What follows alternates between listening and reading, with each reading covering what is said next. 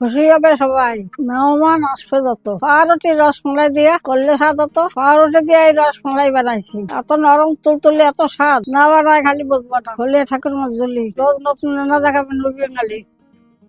পাউরুটির রসমালাই বানানো খুবই সহজ, কিন্তু এই রসমালার এতটা ক্ষমতা আছে যে দোকানের সব মিষ্টিকে হার মানিয়ে দেবে। এই রসমালাই বানানোর সহজ পদ্ধতি আজ দেখাবো। এই রসমালাই এতটা নরম আর জুসি হবে যে মুখে দেওয়ার সাথে সাথে গলে যাবে। এই রসমালাই একবার খাওয়ালে বারবার খেতে চাইবে। পাউরুটির রসমালাই আপনারাও বাড়িতে বানিয়ে খাবেন আর সবাইকে খাওয়াবেন। পাউরুটির রসমালাই বানানোর জন্য আমাদের লাগবে পাউরুটি। আমি এখানে পিস পাউরুটি ব্যবহার করছি, আপনারা চাইলে যে কোনো রুটি ব্যবহার করতে পারেন। আর লাগবে দুটো গুঁড়ো দুধ, আর লাগবে 100 মতন চিনি, নামানোর পরে একটু কেশর দিয়ে দেবো। আর লাগবে দুধ, আর দুটো লাগবে এলাচ। আমার প্রথমে পাউরুটির সাইড গুলো কেটে নেব। পাউরুটির সাইড গুলো কেটে নিলে রসমালাই নরম হবে, ওই জন্য সাইড গুলো কেটে নিয়েছে। এই সাইড গুলো আমি ভাজা পোড়ায় কাজে লাগিয়ে দেবো গুঁড়ো করে। একে একে এবার সবগুলো পাউরুটির সাইড এরকম করে কেটে নেব। হয়ে গেছে পাউরুটির সাইড, এবার বেলে নিতে হবে সব। এই যে এরকম করে বেলে নেবেন আপনারাও, আস্তে আস্তে বেলতে হবে। এই কাজে কিন্তু টাটকা পাউরুটি লাগবে, নাহলে গুঁড়ো গুঁড়ো হয়ে যাবে। এই দেখুন একদম পাতলা হয়ে গেছে, এরকম পাতলা করে বেলতে হবে প্রত্যেকটা।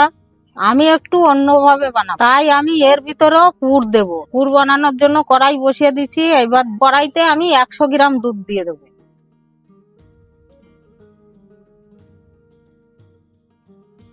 1 চামচ চিনি দিয়ে দিচ্ছি আমি পুরটা বানানোর জন্য। দিয়ে দিলাম 10 টাকা দামের 1 প্যাকেট গুঁড়ো দুধ। এবার ভালো করে পুরটা বানিয়ে নিচ্ছি। পুর প্রায় রেডি। এবার কড়াই নামিয়ে দেবো। এই পুরের মধ্যে কিশমিশ কুচো মিলিয়ে দেবো। এই যে কুচিগুলো দিয়ে দিচ্ছি।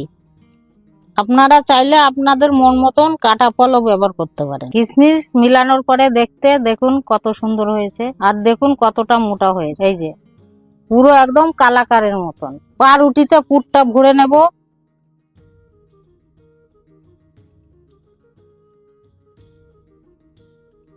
এইভাবে রোল করে দিতে হবে প্রত্যেকটা। রোল করে দু মাথা একটু চেপে দিতে হবে। এই একইভাবে সবকটা বানিয়ে নেব। যে আমার হয়ে গেছে রেডি সব। আমি 8 পিস রসমালাই বানাই। 8 পিস রসমালাই বানাতে পুর লেগেছে আমার 10 টাকা দামের একটা গুঁড়ো দুধ, লেগেছে 100 ml লিকুইড দুধ। বাদ বাকি দুধটা দিয়ে দিচ্ছি।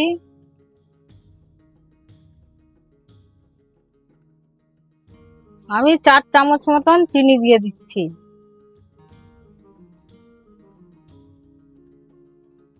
আর দুটো এলাচকে ফাটিয়ে দিয়ে দেব। দুধের মধ্যে 1 প্যাকেট গুঁড়ো দুধ দিয়ে দিচ্ছি।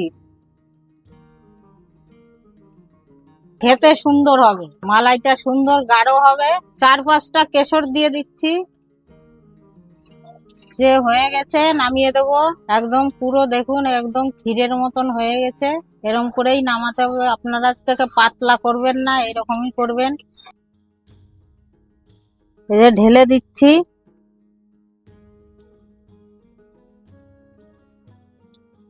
কিছুক্ষণের মধ্যে মালাই খেয়ে খেয়ে ফুলে ফুলে নরম হয়ে যাবে, একদম পঞ্চের মতন।